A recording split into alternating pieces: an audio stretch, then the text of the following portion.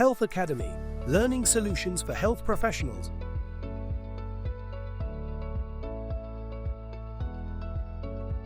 So today's session will run as an informal interview / conversation with our expert, who's there, the lovely Alys Fryer, and we'll weave in your pre-submitted questions. We had quite a lot, so we've really tried to squeeze them all in, as well as anything else you'd like to ask as we go along too. So please feel free to put your questions in the chat box for Alys, and if you have questions as we go along and Alys feels it's like pertinent to what's being discussed, she'll answer them then and there. If not, we'll have a scroll back at the end and we'll try and answer your questions at that point there. So I'm really delighted to introduce Alys Fryer. Many of you know her from her work in women's health, contraception, menopause care. She brings a wealth of clinical experience and a very grounded, patient-centered approach. She's absolutely wonderful. So it's a joy to be with her today. And thank you so much, Alys, for being here. We're going to just explore three main themes, and we've got questions within each one. We've got practical menopause management, lifestyle and well-being, and building confidence in care across your teams. So without further ado, I think we should probably get started. So hello, Alys. Hi, Alys. Thank you so much for having me on today. Oh, you're very welcome. Thank you too. It's a joy to have you here. So I think to begin, I always love it when we meet somebody who's really passionate about their field and lives and breathes it. So I think we'd all love to hear a bit more about your context and your journey, and like what drew you first into this field and how has it evolved? Good question, Alys. It's been quite a long haul. I've been a registered nurse for around 40 years, and I've done lots and lots of different stuff. I've worked in primary care and secondary care. I was one of the first practice nurses when nurses went into general practice. And I've always had an absolute love of women's health, sexual health, contraception. It's always been where my passion is. I've been a hormone girl right from the start, really. So I've done a great deal in that field, working in contraception, sexual health, women's health. I also had my own business for 10 years where I went into schools and talked to young people about healthy relationships, which was absolutely fantastic work.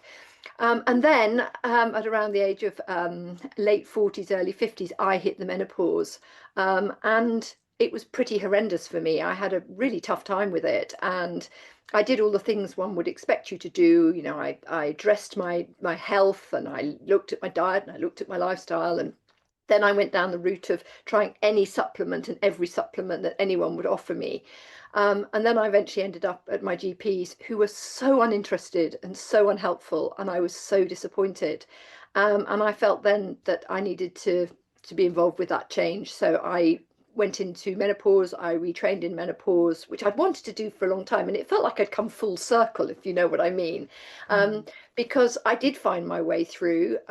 It wasn't an easy journey, and I wanted to make sure that moving forward, other individuals didn't have to go through what I went through, because this is an area of women's health that we can do so much really valuable work in and really, really improve quality of life. And so I went into menopause care, and I've worked for digital healthcare companies. I'm currently working for an organisation delivering clinical work, and I do a lot of teaching and training around this subject. And quite honestly, I will talk to anyone who's prepared to listen to me on the subject of perimenopause and menopause, because it's such an important area of healthcare. Yeah, So and I will mention. Oh, yeah, thank you for that. It's a fascinating journey you've had. And I think this is a very common theme when you meet someone who's really passionate about their topic, that they had personal experience themselves as well.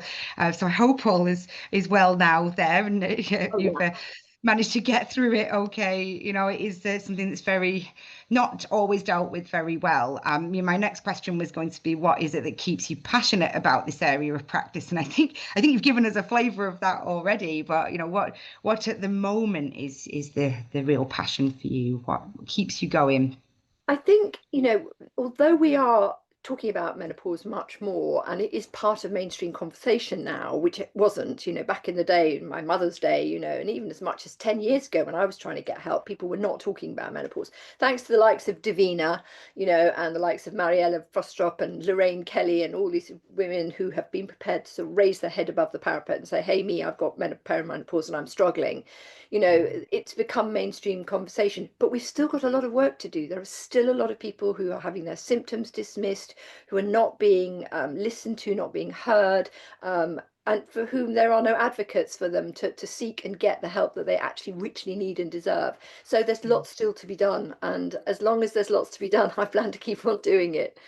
Oh, and those, those women across the land are so lucky to have you here campaigning and working on pushing this forward. So it's great.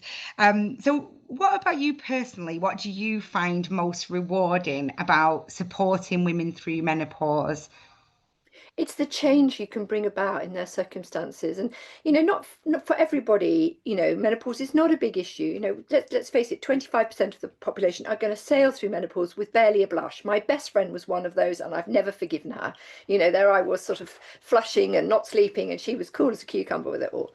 You've got 50% of the population for whom it's going to be enough of a problem that they're going to be walking through the door to go and talk to their GP or their practice nurse or whoever it is that's first person to help them. And then you've got for 25% of the population for whom it is devastating.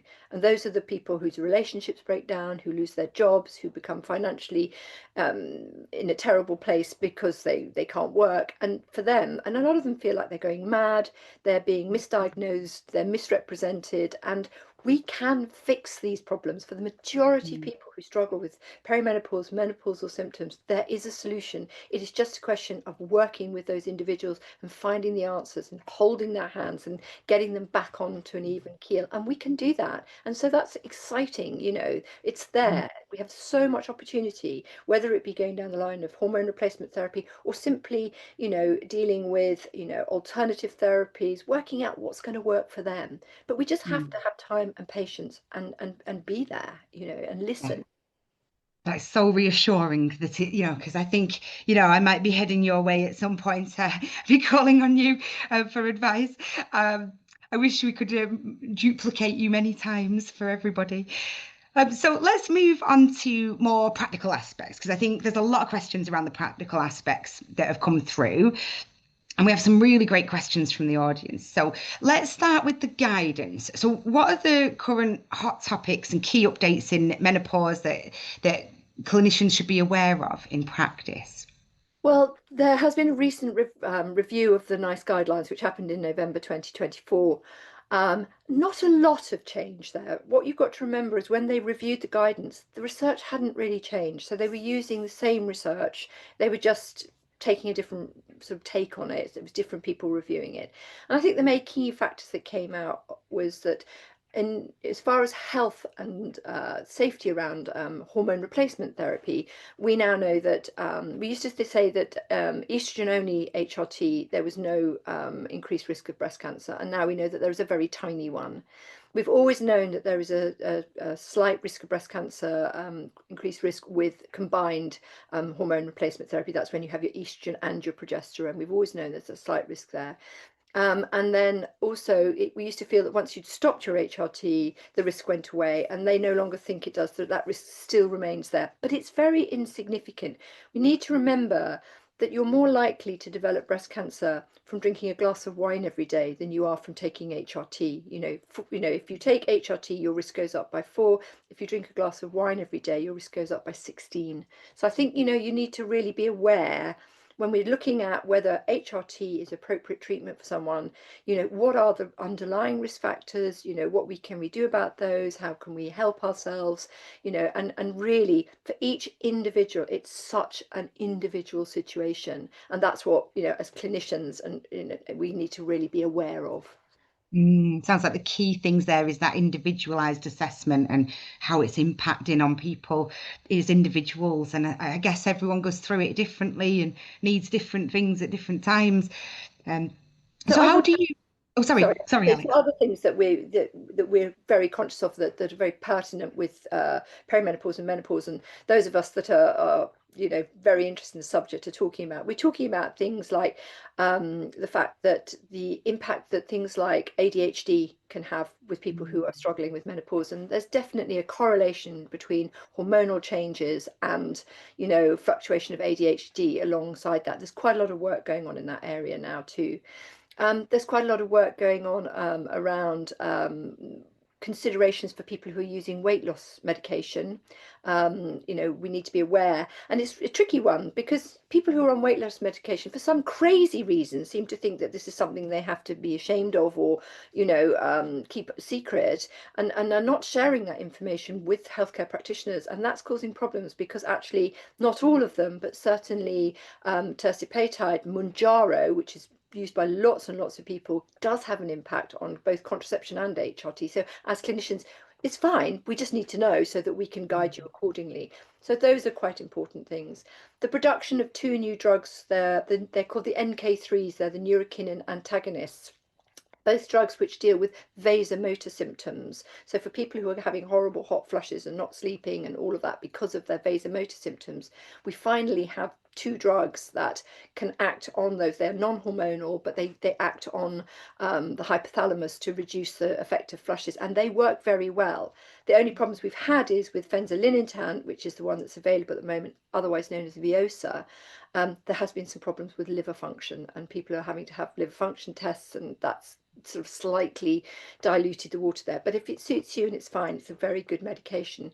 There's a new one coming out called Alinzo-Xanitant, and that is going to be all singing or dancing, but isn't currently available. It's past all its clinical trials, and it is available, but we just haven't actually physically got our hands on it yet. And we had a rep from Bayer the other day who was saying it's very frustrating because not only is this particular medication, which is for treating vasomotor symptoms, also very good for sleep, which is two of the main problems that people experience, many people experience when they are having troubles.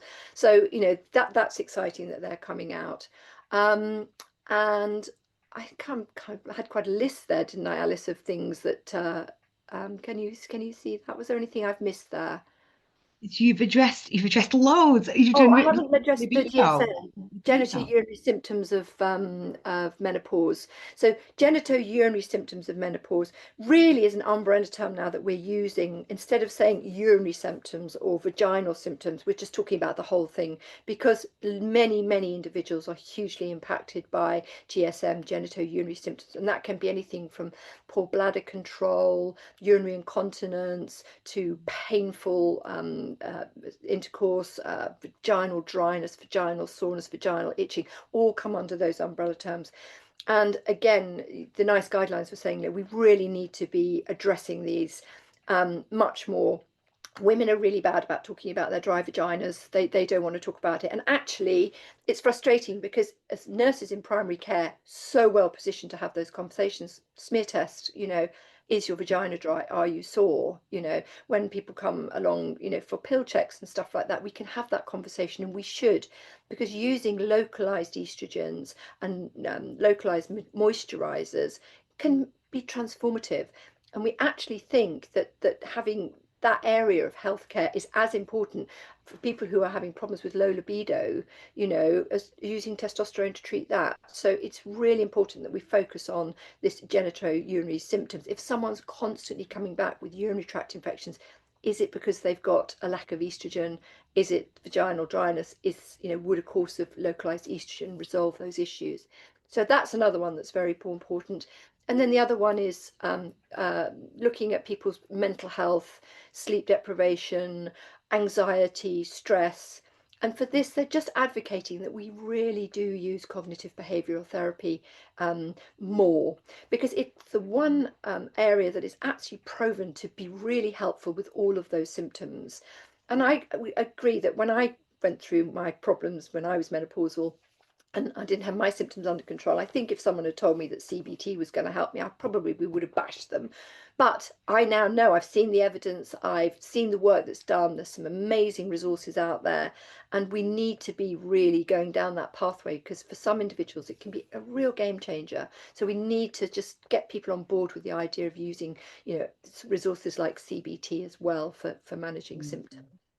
I think the mental health side sounds, it's really, really important, isn't it? Often the thing that gets missed when you're doing a very medical kind of appointment and you're just looking at symptoms. It's so important to integrate that. And I'm a big fan of what you said about integrating this into every other aspect of care. I always say the same thing when I talk about immunization, trying to get as many holistic things in as possible, really, as to what could be the causes of things, what can help people.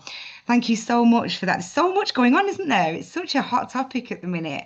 And earlier on, you mentioned about people losing their jobs over it. And it is. I keep hearing about this myself all the time. It's a massive thing. So let's go more on this thing of what you do in the consultations. So how would you suggest we approach conversations about things like HRT options and really truly individualize this? Yeah, it's really easy. The problem we have here is that for those incredible people working in primary care, it's time. And I Yeah. know that time is so short. So I think that the first thing we need to be aware of is that this is not going to be a one consultation fix. It's going to be a process that individual is going to have to go through. So I think, and also it can feel very overwhelming, both for the patient and the clinician at times, because there's so much to talk about. So I think if you start from the beginning and realize that this is going to probably be a couple of appointments that you're going to need, and just start with the basics, and not be afraid to ask the question, because often once you start to open up the dialogue by asking questions, how are you feeling? You tell me that you're feeling very tired. You can explore obviously other things that might be causing fatigue and exhaustion. But I often find that by just letting your client, your patient speak, giving them a bit of airtime, listening to them, believing them, investing in them wherever as much as possible as you can. Because the whole process, often I find with individuals, by the time they get to me, they're so desperate that often the first 5 minutes is tears, because they feel desperate, because they feel like they're not being heard and not being believed or listened to. So once we get over that hurdle, then it tends to be like it all comes out, and then suddenly it's this lovely light bulb moment of, yeah, I can see all these things are probably connected and there's a reason. And once you say to an individual, there is a reason, and it is your hormones, and whilst that might be outside of your control, there's a lot we can do to fix this. And just doing that just empowers them. It gives them Yeah. control back. And for a lot of people who feel very out of control, that is a really helpful start. So yes, Yeah. this is all going on, and yes, it is horrendous, and yes, you are having a horrible time, but there is so much that you and I can do to make this better, and we just need to start at the beginning and work our way through. And Yeah. obviously, you're not going to get that all in one consultation, but that is when you start to, point people in the direction of really good evidence-based websites, information, books, things, resources that they can trust, so that they can go and do their own homework. Because once they know there's a reason for it, and it's probably hormonal, and we need to get the hormones under control, that in itself is the biggest hurdle. It's not your fault, it's outside of your control, but we can make this a lot better. Um, Yeah. and this is where we're going to start. Yeah, the magic words. It's not your fault and it's going to get better. Love it. Yeah. Okay, let's come to some questions that we had submitted. We had a question from Robin. She asked, I presume she from the name, when should patients be advised to consult their GP about a change in dose, or what side effects are red flags that the dose should be changed? Yeah, that's a good question. I think at any point, if someone is on hormone replacement therapy and they have concerns, they should address their healthcare practitioner, because we don't want people worrying and thinking, is this okay or is this not okay? It may be absolutely natural, it may be fine. We'd hope that during a consultation, when you're prescribing, you would run through possible side effects, at which stage you should become concerned. When somebody starts hormone replacement therapy, they're almost certainly going to have bleeding irregularities, which you need to have covered with them. And most people will have bleeding irregularities. Thank goodness now we have a fantastic new document that finally came out from the British Menopause Society, which guides us on bleeding irregularities when prescribing hormone replacement therapy, and stops individuals being sent every 5 minutes to have unnecessary investigations and procedures. We now have wonderful guidelines, which you can find on the British Menopause Society website.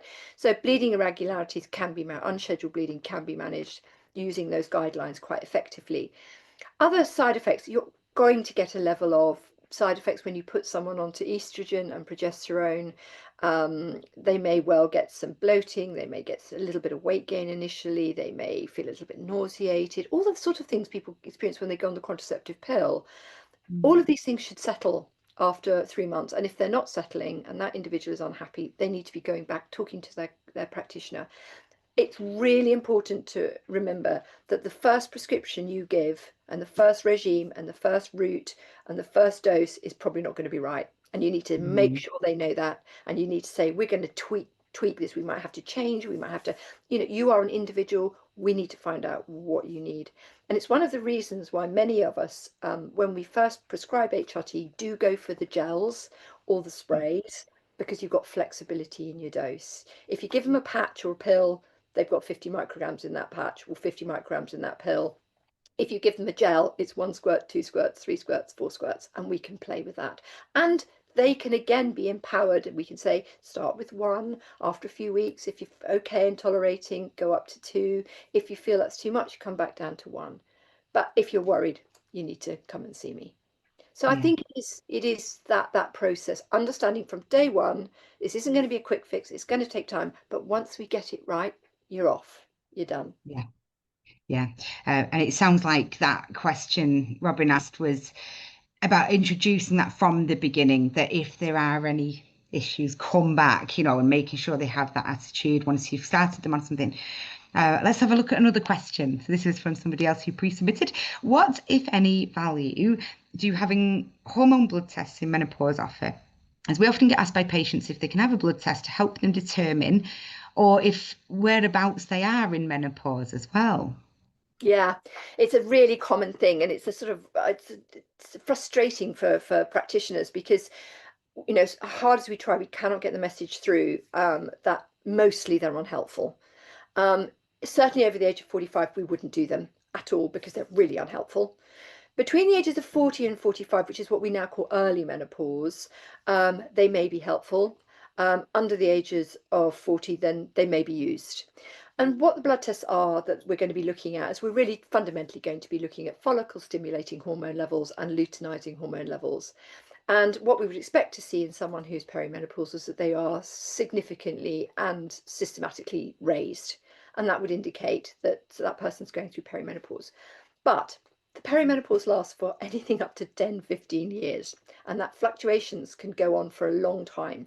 So blood tests are very unreliable. You could be absolutely fine, no problem at all, have your blood test, everything's fine, and then the next day they're all over the place. It goes literally in peaks and troughs. You can have a period of time for months, no symptoms, you feel fine, and then boom, it comes back again. So they're unreliable. What I want to know when somebody comes to me, I don't want to know what the blood tests know. I want to know how they feel. What are they experiencing? What are their symptoms? That is going to tell me much more than a blood test will.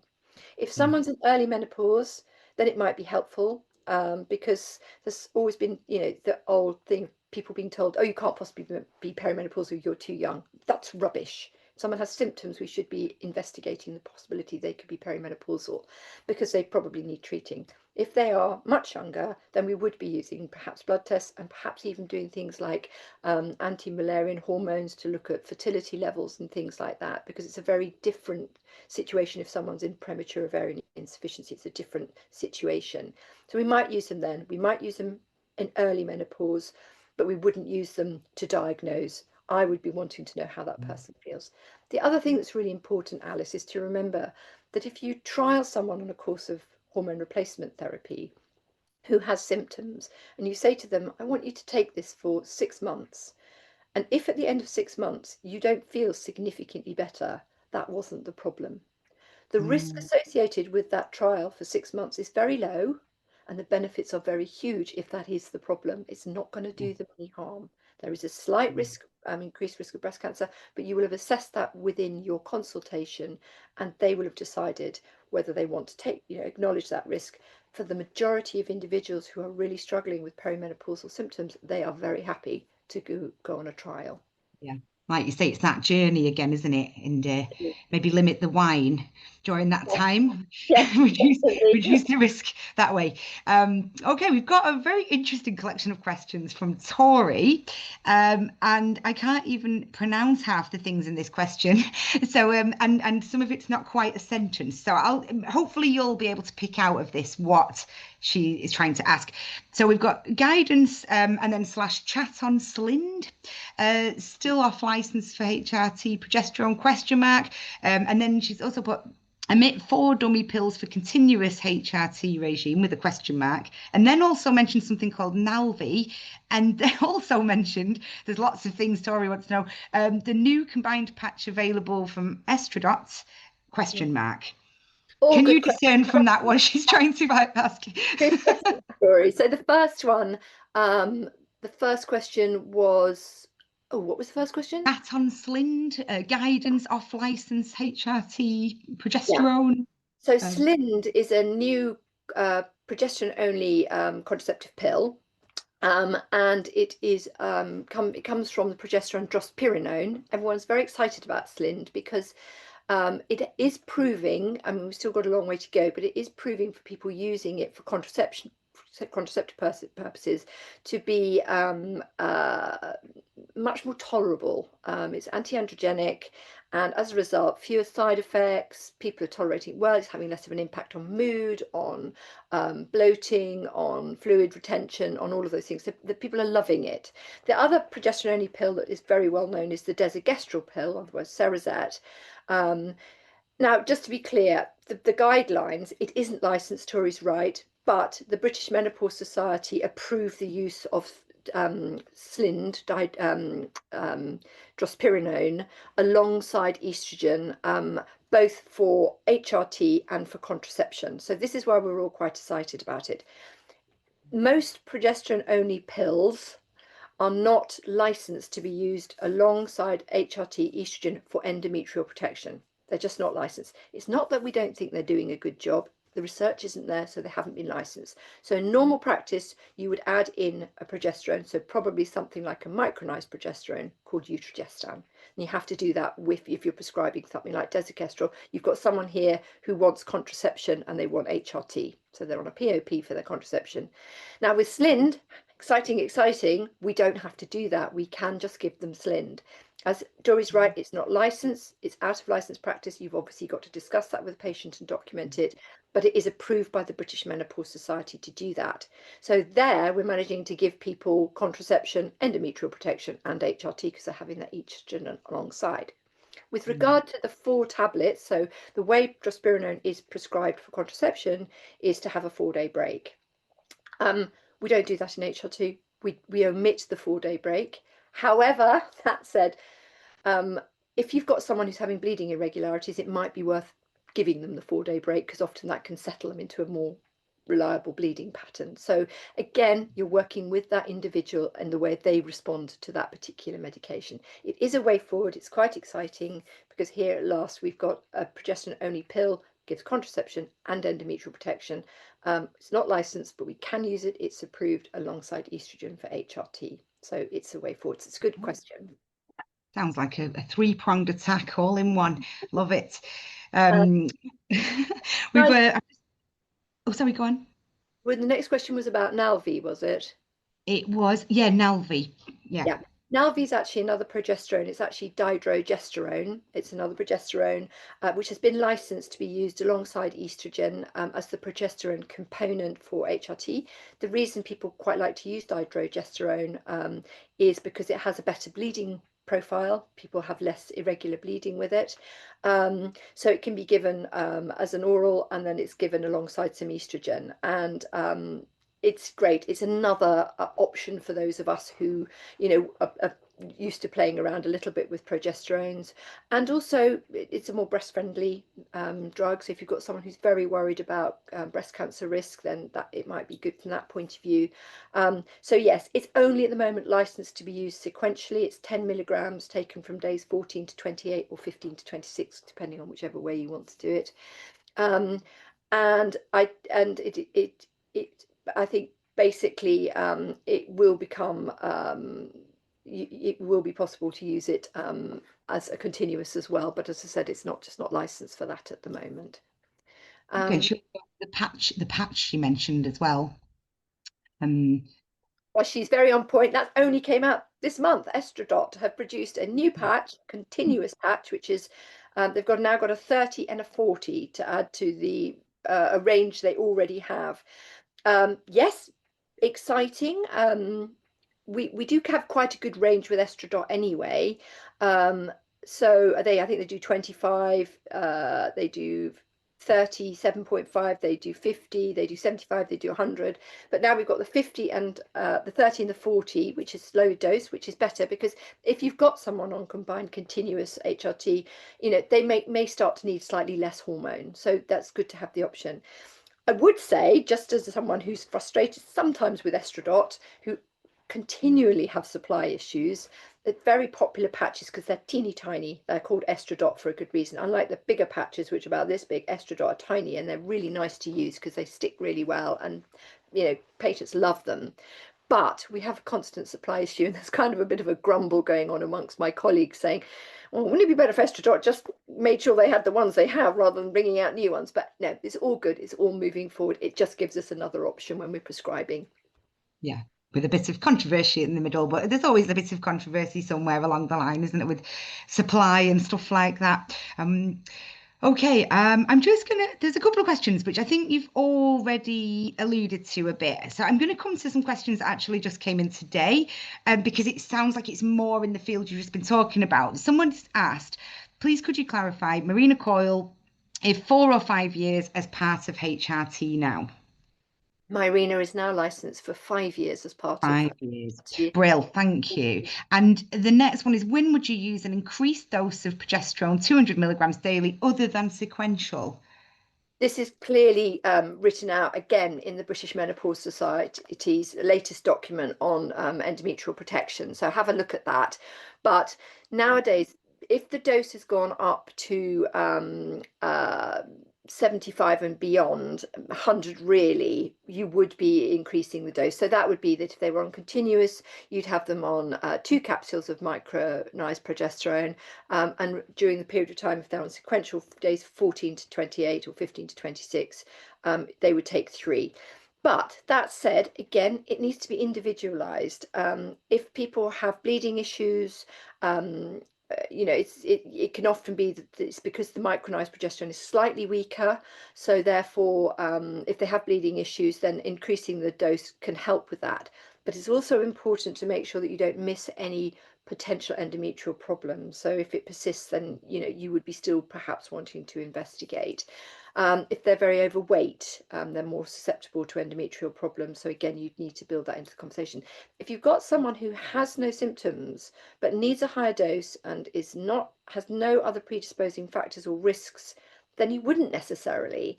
So you do really need to work with the individual. But the guidelines, the British Menopause Society guidelines, are pretty clear. So have a look at those, and just be prepared to sort of think outside the box slightly. But if they're on 100 milligrams, the recommendation is that you do double the dose, particularly if there's any other concerns around bleeding or endometrial protection.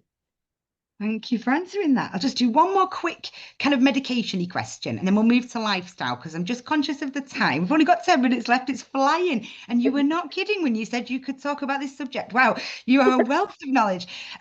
So the question here is, am I pronouncing this right? It's estradiol cream used for vaginitis causing side effects. Is there an alternative to treat this? Yeah, that's unfortunate. Just a couple of things about vaginal health. When people start on vaginal creams, and this is using localized estrogen to improve symptoms like vaginal dryness, vaginal soreness, pain on intercourse, all of those kind of things, then it can be a little bit sore. It can be a bit sore and a bit burning to begin with. You're putting that estrogen back in. Now, we don't want anyone to be very uncomfortable, but at the end of the day, it is worth persevering a little bit to begin with. And because often once the tissue starts to recover, those symptoms go away. But if those symptoms are really uncomfortable, again, it depends on what you're prescribing, what the problems are. It may be that I think you were talking about they were talking about estradiol, or what was the prescription they were asking about?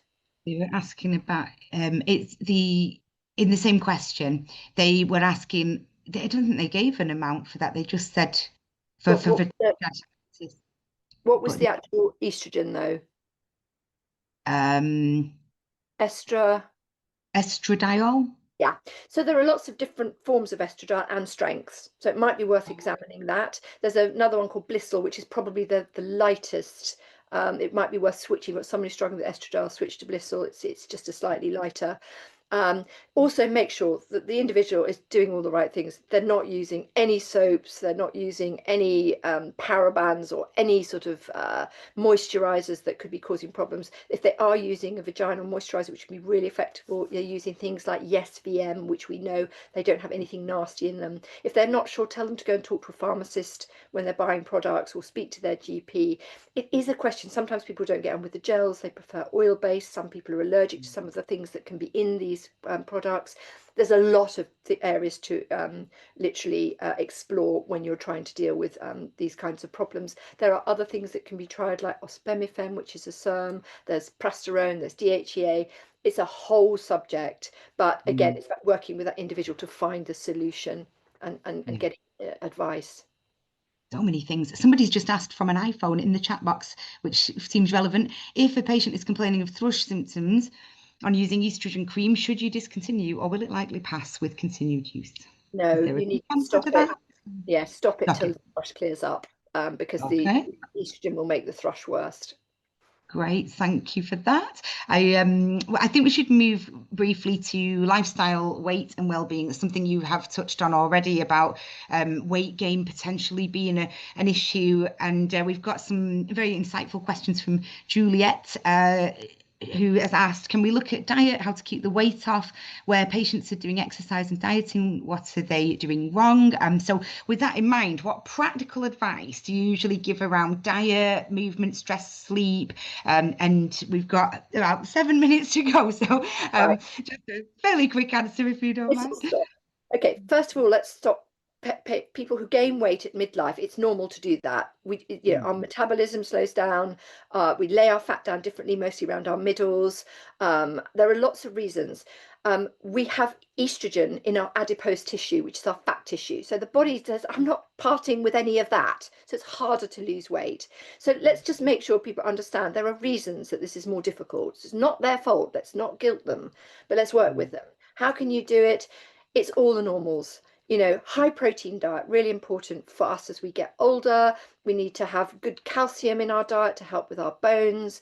We need to be eating Mediterranean style, lots of nice fish and vegetables. Everyone knows what we should be doing. Exercise is really important. Again, our bones get weaker as we lose our estrogen. So we need to be doing strength. We need to be doing cardio. We need to be doing Pilates and yoga. We need to have a good mix, good combination to meet all of those needs. Now, not everybody can get to the gym, but a good walk outside in the fresh air, get your vitamin D levels up. Those sort of things can be really helpful. Take the dog out for a walk, go and meet a friend and have a walk in the park. So all the sensible things. Take up something new. I've just taken up paddle. I'm absolutely hooked on it. It's wonderful. Some people are into cold water swimming. Finding what you want, making time for yourself. Midlife individuals going through perimenopause have no time. So find something that is genuinely can fit in with your lifestyle, and don't be hard on yourself. The other thing too, Alice, it's really important. Get an individual sits down in front of you. She's exhausted. She's fatigued. She's got perimenopausal symptoms. She's trying to keep her family happy. She's on a full-time job. The last thing you want to do is start saying, go to the gym. You need to fix their problem, help them deal with their symptoms. Once their symptoms start to improve, they will have more energy to have that exercise, to think about their diet, to think about themselves, to make time for themselves. So it's a bit of a one where you need to work with them to make them feel better, and then hopefully the other things will all start to fall into place. Yeah. Oh, Very quick. Just trying to think what would be. We had a few questions about complex cases, and I'm just having a quick look through the questions to think what would be the best one to ask you at this point with the time we've got. Somebody's asked, is HRT safe for people who've had hormone receptive breast cancer? Probably not for most people. If you have a cancer that is as a result of estrogen, then you don't want to be giving that person more estrogen. That said, though. So in primary care and what we do, the answer is we wouldn't be doing that. We may refer, because if you've got someone who is really struggling with really bad symptoms that are life-changing, then it is in the hands of their oncologist and their oncology team to make that decision with the individual. And sometimes they do prescribe HRT, but that is a really, really unique situation. And if you've got someone who wants that kind of help and advice, refer them back to their oncologist or to a menopause specialist who will be able to help them with that. And I don't know if there is a quick answer to this. Somebody has just said, what are the current guidelines regarding the use of recommending over-the-counter products such as red clover? But bear in mind, we have about 30 seconds. Is it possible? So, quick answer to that: there are some really good products out there that can be really, really helpful. But do your research. Try one thing at a time. Ask your pharmacist about products and safety. Some products really are contraindicated with certain medications. For example, you shouldn't take black cohosh if you've had an estrogen dependent tumour, because it can cause problems.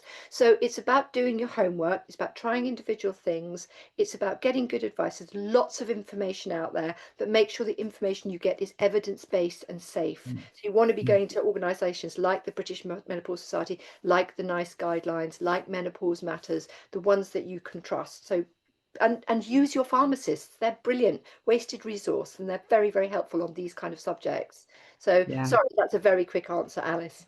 I know it's very hard to answer these quickly, isn't it? Because there's so much, you can go so much into all these topics so much further. But the good news is, everybody, that Alex is putting on a course for Health Academy soon. So if you have got any unanswered questions or you want to go further, I know I do. I want to carry on talking all afternoon, but people have got clinics to get to. But there is a link which we'll put in the chat box for you to Alex's course. Which is about managing menopause in primary care. So this has given us a really good insight and a starter to what kind of issues you might be discussing on that course. There's so much. Thank you so much, Alex. I can't believe where the time's gone. I will just wrap up with a few things. But Alex, if you have a quick glance in the chat box, if there's anything, maybe you can answer very quickly if there's anything in there. But thank you to everybody for your time today. We let us know how you found it. It feels like it's just the tip of the iceberg. Thanks for all your questions. I'm sorry if we've not got round to everybody's questions, but we'll, like I say, have a look at Alex's course. I'm hoping someone from Health Academy is going to pop that in the chat box very soon, and also they'll put some feedback form for you as well. If you'd fill that out for us, we'd be so grateful. I'm sure you all loved it as I did, and do sign up for that course. So I think that's everything. We've just about done it in the time we've got, Alex. I know we've had to skip a few questions, but I think you've answered them quite broadly anyway and covered those. Thank you ever so much, Alex. You are a wealth of information. Thank you. Lovely chatting, Alys. Thank you.